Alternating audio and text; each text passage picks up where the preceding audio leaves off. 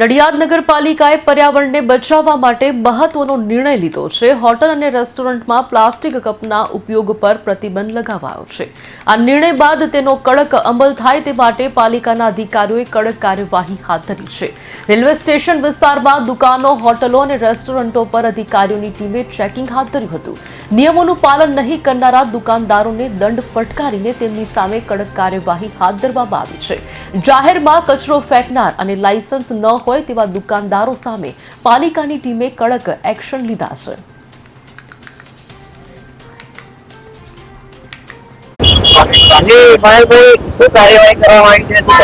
આજે રૂટીનમાં અમે દુકાનદારો જે જાહેર રોડ પર સફાઈ કામદારો દ્વારા સાફ સફાઈ કરે છે, જે આપ જાણો છો સવારે અને બપોરે મુખ્ય રસ્તાઓ અને નડિયાદના મુખ્ય માર્ગો સાફ સફાઈ કરતા હોય, પણ અમુક દુકાનદારો સાફ સફાઈ કર્યા પછી પણ પોતાનો કચરો જાહેર રોડ પર ઠાલવતા હોય છે। એવી અમને આજે કમ્પ્લેન મળી હતી અમે 12 વાગ્યાની આસપાસ।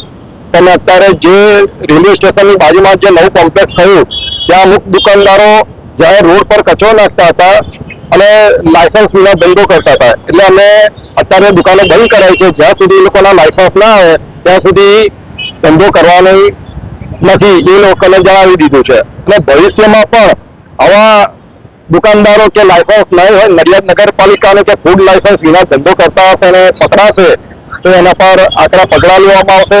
અને બીજું મીડિયાના માધ્યમથી કહેવા માંગુ છું કે નડિયાદ મહાનગરપાલિકા કમિશનર સાહેબ આયા ત્યાર પછી કામગીરી જે થાય છે તે આપ મીડિયાના દ્વારા તમે જાણી શકો છો કે નડિયાદના આપણે સમાવેશ 10 ગામોમાં પણ સાફ સફાઈ બધી રીતે ડોર ટુ ડોરથી અને મુખ્ય રસ્તાઓ પણ સાફ થઈ જાય। જે મંજીપુરા ગામ ઘણું કચરાથી ખબજ હતું, અત્યારે ગામ ચોખ્ખું કરી અને ડોર ટુ ડોરની સેવાઓ પૂરી પાડી છે। એવી રીતે બીજા તમામ ગામોમાં આપણી કામ ચાલુ છે, પણ નડિયાદ સિટીમાં હજુ પણ લોકો સાંજે મુખ્ય માર્ગો પર પોતાના સોસાયટીઓની બહાર કામવાળા બહેનો દ્વારા કચરો ઠાલવવામાં આવે છે।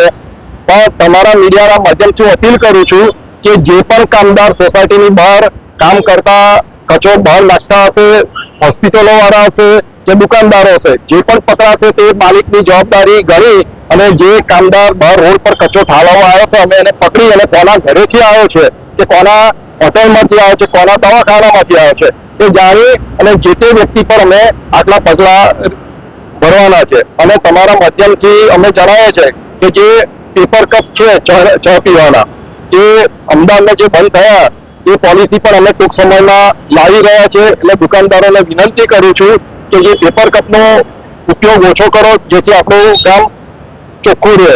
અને નડિયાદ મહાનગરપાલિકામાં આપ સૌ યોગદાન આપી અને આપણું ગામ જે ક્લીન સિટી અને ગ્રીન સિટી બનાવવાનો સંકલ્પ કર્યો છે એ સાકાર બને તેવી પ્રાર્થના કરું છું। જય મહારાજ।